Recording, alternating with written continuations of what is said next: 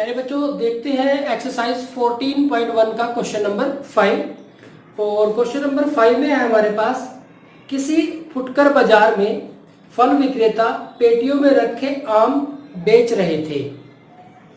इन पेटियों में आमों की संख्याएं भिन्न भिन्न थी, मतलब हर पेटी में अलग अलग संख्या में आम थे, किसी में कुछ थे किसी में कुछ। जैसे कि यहाँ पे दिखाया गया है कि आमों की संख्या 50 से 52 आम कितनी पेटियों में है? 15 पेटियों में है। 53 से 55 आम कितनी पेटियों में है? 110 पेटियों में। तो अलग अलग संख्या है, पेटियों में आमों की संख्या अलग अलग है।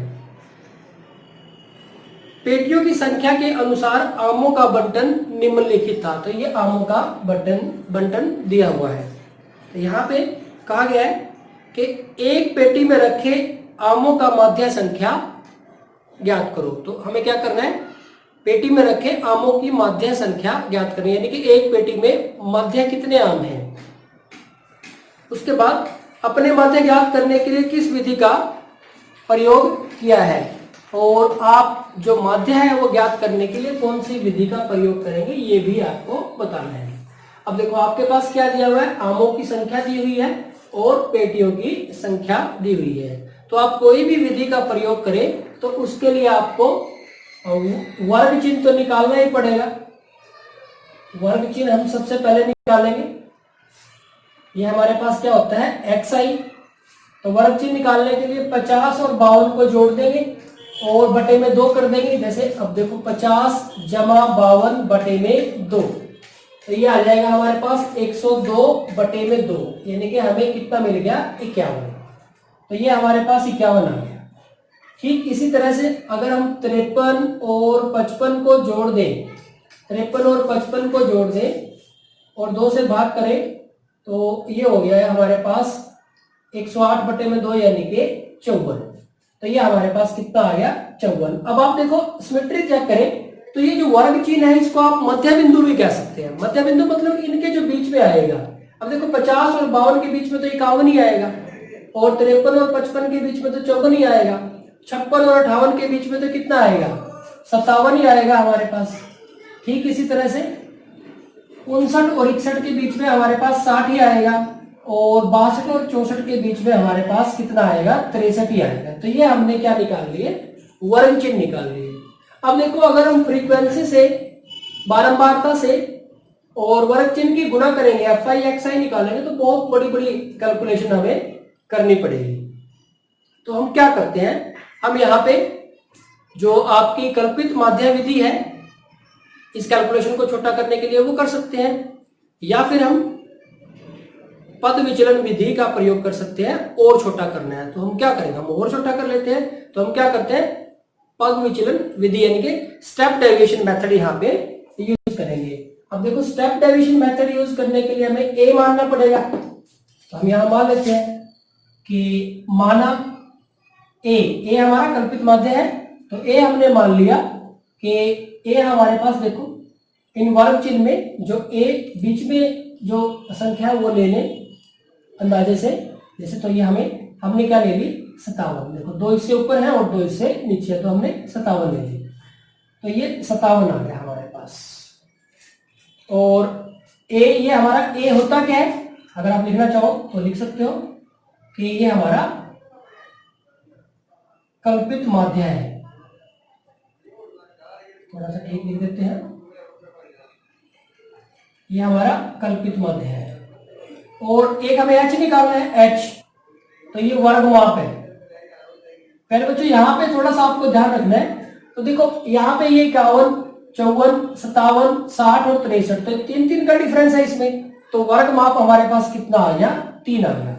तो ये आपको थोड़ा सा ध्यान रखना है। तो वर्ग माप जब आप निकाल रहे हैं तो वर्ग चिन्ह से निकाल लें वर्ग माप। यहाँ थोड़ा कंफ्यूजन हो सकता है। देखो, 50 से 52 यहाँ आपको 2 नजर आएगा, लेकिन आप यहाँ से देखिए, अगर 50 से 53 3 ही है, या 52 से 55 देखें तब भी 3 ही है।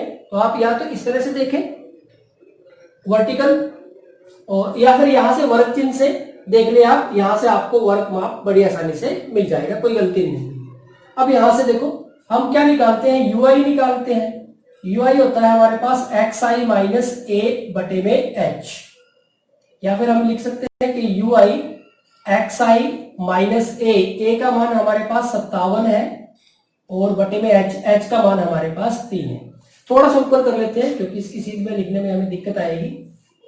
तो यहाँ पे यू आई है हमारे पास X I minus A divide by H. तो यहाँ पे अगर हम यू आई लिखें एक्स आई माइनस ए है हमारे पास 57 और बटे में एच है हमारे पास 3। पहले बच्चों अब देखो, आपको हमने पिछले क्वेश्चन में इसके बारे में बात नहीं की थी, हमने डिटेल में किया था। अब मैं आपके इस क्वेश्चन में इसकी जो पग विचलन विधि है, इसके एक जबरदस्त जो आपको ट्रिक बताता हूं। आपने जो ए मानना है उसके सामने आप 0 लिख दें, उससे ऊपर माइनस पे चले, -1 -2 जहां तक भी चलता है। तो -2 के बाद और तो कुछ बचा नहीं, तो यहां तक चले। और नीचे प्लस में चल दे, तो यहां से 0 के बाद कितना आ जाएगा 1 2, अगर और होता तो 3 4 आ जाते हैं। तो कैलकुलेशन करने की जरूरत नहीं है, बहुत शॉर्ट होगा, ये शॉर्ट ट्रिक होगी इसकी। आप क्या करें, जो आपने स्टेप डिवीजन मेथड की बात कर रहा हूं, जो आपने ए माना है, ए के सामने वाले को 0 लिख दें, उससे ऊपर -1 -2 -3 -4 इस तरह से लिखे, और नीचे की तरफ 1 2 3 4 इस तरह से लिखे। तो ये आपका काम हो गया। आप चेक करना चाहो तो चेक कर सकते हो किसी को। जैसे हम देखो इसको चेक करते हैं, तो यू आई एक्स आई हमारा कितना है 51 -57 और बटे में 3। तो यू आई हमारे पास आ जाएगा -6 बटे में 3। तो कितना आ गया -3। तो यही आया हुआ है हमारे पास। तो कोई भी आप कैलकुलेशन कर सकते हैं। बस इतना सा ध्यान रखना है कि जैसे ये बढ़ रहे हो, जैसे 50 53 56 इस तरह से बढ़ती संख्याएं हैं, तो इस तरह से चलेगा। देखो नीचे बढ़ रहा है -2, उससे ज्यादा -1 होता है, फिर उससे ज्यादा 0, फिर 1, फिर 2। अगर ये घट रहे होते तो ये मेरे उल्टे क्रम में लिखे जाते हैं, ऊपर प्लस वाले आ जाते, नीचे माइनस आ जाते हैं। तो ये हमारे पास बढ़ते क्रम में लिखे हुए हैं, तो ये भी हमारे पास बढ़ते क्रम में। तो ये शॉर्ट ट्रिक है, आपको कैलकुलेशन करने की भी जरूरत नहीं है। जो आपने ए माना है उसके सीधे में 0 लिखें, ऊपर -1 -2 इस तरह से चले, नीचे +1 2 इस तरह से चले। और अगर आप कैलकुलेशन करके पूरा सोल्व करना चाहते हैं तो पूरा सोल्व कर सकते हैं। तो आगे बढ़ते हैं। अब हमारे पास क्या आ गया, यू आई आ गया। तो हम क्या करते हैं, F I U I calculate कर लेते हैं। अब देखो एफ आई 15 और -2 की गुना करेंगे तो -30 आ जाएगा। इसी तरह से 110 की और -1 की गुना करेंगे तो -110 आ जाएगा। ये हमारे पास 0 हो गया। 115 की 1 के साथ करेंगे तो 115 ही आ जाएगा, और 25 की 2 के साथ करेंगे तो 50 आ जाएगा। अब हमें क्या करना है, हम कौन सा तरीका यूज कर रहे हैं, हम यूज कर रहे हैं पग विचलन विधि। तो हम ये विधि यूज कर रहे हैं, पग विचलन विधि। तो इसमें हमारे पास माध्य है, जिसको हम x बार बोलते हैं, क्या होता है a + h sigma F I U I बटे में सिग्मा एफ आई। तो x बार, अब देखो हम जोड़ कर लेते हैं, सिग्मा एफ आई तो इनको सबको जोड़ लेते हैं हमारे पास। तो यहाँ पे हमारे पास आ जाएगा 5 और 5 10 15 20 0 2 2 और 1 3 और 1 4 और 3 7 और 1 8 और 2 10 की 0 1 और 1 2 और 1 3 और 1 4। तो ये हमारे पास आ गया 400। ठीक इसी तरह से अगर हम इसको जोड़े सिग्मा एफ आई यू आई, तो यहाँ पे हमारे पास माइनस वाले देखो कितने हो गए, माइनस वाले हो गए हमारे पास -30 और -110, तो -140 हो गए। और प्लस वाले हमारे पास है 165, प्लस वाले हमारे पास 165 है, 50 और 115 है। तो 165 प्लस किया, 140 माइनस किया, तो हमारे पास रह जाएंगे 25 प्लस के। अब यहाँ पे फॉर्मूले में हम लिख देते हैं, x बार हमारे पास है a का मान है हमारे पास 57 प्लस h का मान है हमारे पास 3 गुना में एफ आई यू आई है हमारे पास 25 और बटे में सिग्मा एफ आई है हमारे पास 400। तो प्यारे बच्चे एक बात ध्यान रखोगे, ये अलग है 57, तो x बार 57 तो ऐसे ही रहेगा, प्लस अब देखो 25 और ये 5 पे काटे तो ये 5 पंजे 25, 5 8 40 और ये 0, फिर 5 पे कट गया, 5 एकम 5 और 16 पंजे 80 होता है। तो ये आ गया हमारे पास 3 बटे में 16। तो x बार हमारे पास आ गया 57, तो हमें यहां से मिला 3 बटे 16। अगर आप भाग करना चाहो तो भाग कर लो, 3 है 16 तो 0 आएगा पहले तो दशमलव लगाते हैं।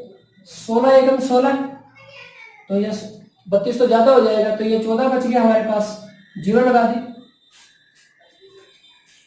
16 आगे करेंगे तो 7 पे 16, 16 85, 16 छिके हमारे पास 96, 16 7 112, 16 अट्ठे हमारे पास हो जाएंगे 128 और 16 में 144, तो 128 पे ठीक है, तो ये 8 पे आ जाएगा 8, तो 128। तो यहाँ पे हमारे पास बच जाएंगे 12, 16 सत्ते 112, तो यहाँ पे 8 बच गया हमारे पास। तो बहुत है इतना ही, यहां से हमें मिल गया 0.187, तो x बार आ जाएगा हमारे पास 57, तो ये है ही हमारे पास 57.187। अगर आप इसको लिखना चाहो तो इसको लिख सकते हैं 57.1।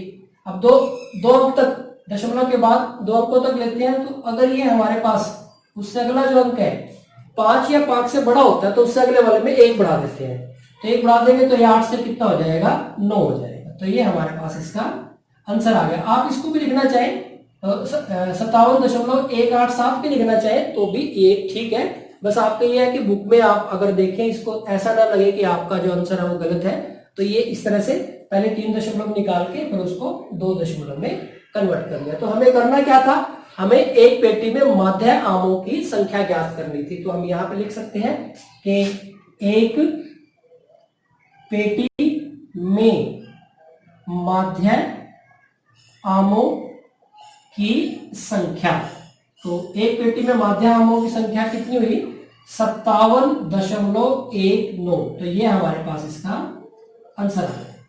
तो प्यारे बच्चों ये था हमारे पास क्वेश्चन नंबर 5। अगर आप देखें, आप इसको अगर प्रत्यक्ष विधि से या कल्पित माध्य विधि से करना चाहें तो कर सकते हैं, लेकिन अब देखो हमने जो पग विचलन विधि है इसमें आपको मैंने एक शॉर्ट ट्रिक बता दी कि यहाँ पे जिसको आपने ए माना है उसके सामने 0 लिखो, ऊपर -1 -2 -3 इस तरह ही चलेगा, नीचे प्लस का 1 2 इस तरह ही चलेगा। कैलकुलेशन करने की भी जरूरत नहीं, बस ये देख लेना कि ये बढ़ते क्रम हो। दूसरी बात, जब वर्ग माप देखेंगे तो वर्ग चिन्ह से देख लें इनके बीच का डिफरेंस, तो वहां से सिचुएशन ज्यादा क्लियर होती है। अगर इनका सबका डिफरेंस सेम आ रहा है तो आप पग विचलन विधि यूज करें, नहीं तो फिर आप कल्पित माध्य विधि या फिर जो प्रत्यक्ष विधि है वही यूज करें। तो प्यारे बच्चों ये था हमारे पास क्वेश्चन नंबर 5।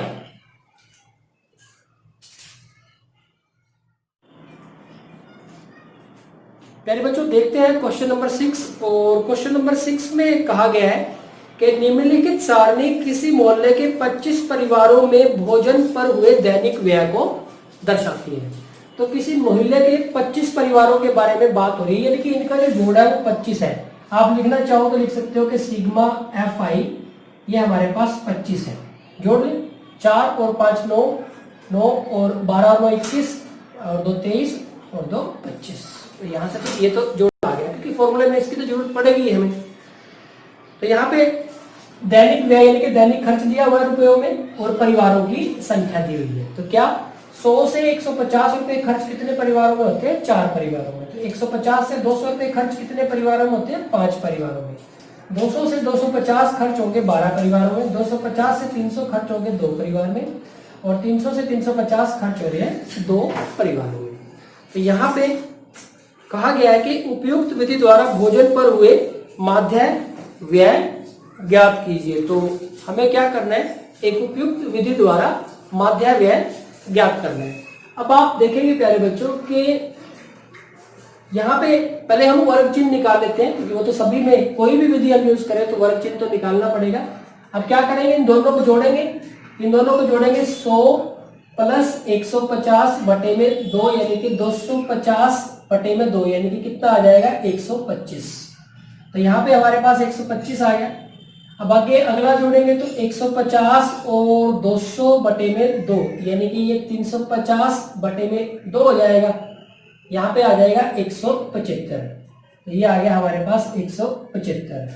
अब आप ध्यान से देखो 100 150 200 250 300 150 200 250 300 350 50 50 का डिफरेंस है। 125 175, तो यहाँ पे भी 50 का डिफरेंस है। तो अगले में भी 150 का डिफरेंस आएगा, अगले में भी 50 का डिफरेंस आएगा, तो ये 225 हो जाएगा, ये हमारे पास 275 हो जाएगा, और ये हमारे पास 325 हो जाएगा। वैसे भी देखो अगर आप ध्यान से देखें 100 और 150 के बीच में 125, 150 और 200 के बीच में 175, 200 और 250 के बीच में 225, 250 और 300 के बीच में 275, 300 और 350 के बीच में 325 आ गया हमारे पास। अब आगे बढ़ते हैं कि कौन सी विधि यूज करें। अब देखो अगर हम प्रत्यक्ष विधि यूज करेंगे तो हमारी कैलकुलेशन बड़ी होगी, देखो कि डाटा आंकड़े हमारे पास बड़े हैं, तो कल्पित माध्य विधि या हम पग विचलन विधि प्रयोग कर सकते हैं। लेकिन हमने पग विचलन विधि है जो उसमें देख लिया कि हमने एक शॉर्ट ट्रिक सीख रखी है, उसके बेस पे बहुत फास्ट ये हमारे पास काम हो जाएगा। तो बस आपको देखना है कि इसमें आपने कल्पित माध्य कौन सा मान लेंगे, कल्पित माध्य जिसको हम क्या बोलते हैं ए हम मान लेंगे इसके बीच में, तो ये 5 टर्म्स है, तो इसके बीच में ये आ जाएगा हमारे पास 225 और जो वर्ग माप है, वर्ग माप जिसको हम h लिखेंगे, वो हमारे पास देखो इनके बीच में कितने का डिफरेंस है, 50 का, तो 50 आ गया। तो हमने ये कल्पित माध्य और वर्ग माप निकाल लिए हैं। अब हम क्या निकालेंगे, ui निकालेंगे। तो ui के लिए फॉर्मूला क्या है, xi माइनस a बटे में h। तो ui हमारे पास हो जाएगा xi माइनस a का मान है हमारे पास 225 और h का जो मान है वो हमारे पास 50 है। अब मैंने आपको शॉर्ट ट्रिक बताई थी, देखो बढ़ते क्रम में ही है, तो जो आपने a माना है उसके सामने 0 लिख दें, ऊपर -1 -2, नीचे ये प्लस में चलेगा, 0 के बाद 1 और ये 2, तो कितना इजी हो जाता है हमारे पास। अब देखो कैलकुलेशन भी कितनी इजी होगी।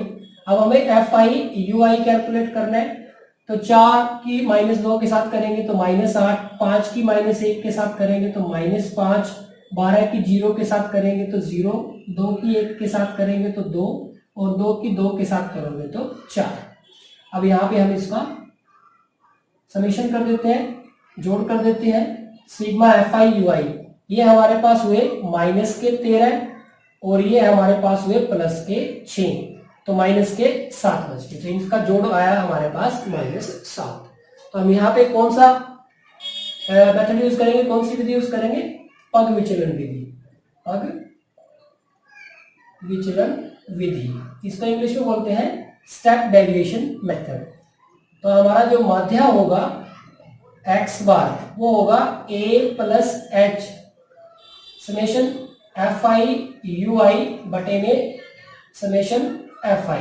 तो x बार हमारे पास आ जाएगा a का मान है 225 प्लस h का मान है 50 गुना में सिग्मा fi u माइनस का है तो ब्रैकेट में ले लेते हैं -7 और बटे में सिग्मा fi हमारे पास ये 25 है।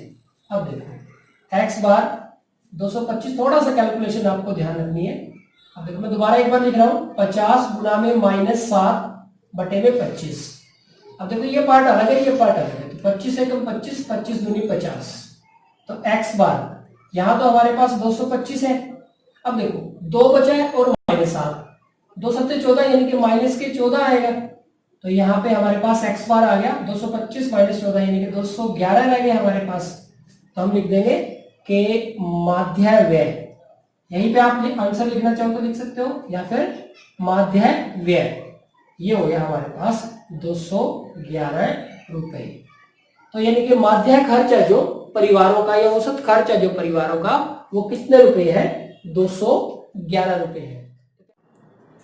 तो प्यारे बच्चों ये था हमारे पास क्वेश्चन नंबर 6। तो क्वेश्चन नंबर 5 और क्वेश्चन नंबर 6 हमने दोनों ही पग विचलन विधि का प्रयोग करके किया है। तो आपने देखा कि क्वेश्चन थोड़ा सा बड़ा हो जाएगा लेकिन कैलकुलेशन है वो बहुत ज्यादा सिंपल हो जाएगी। तो अगर आप इस मेथड की बहुत अच्छे से तैयारी करें तो कैलकुलेशन आपकी बहुत ज्यादा सिंपल रहेगी। Thank you very much.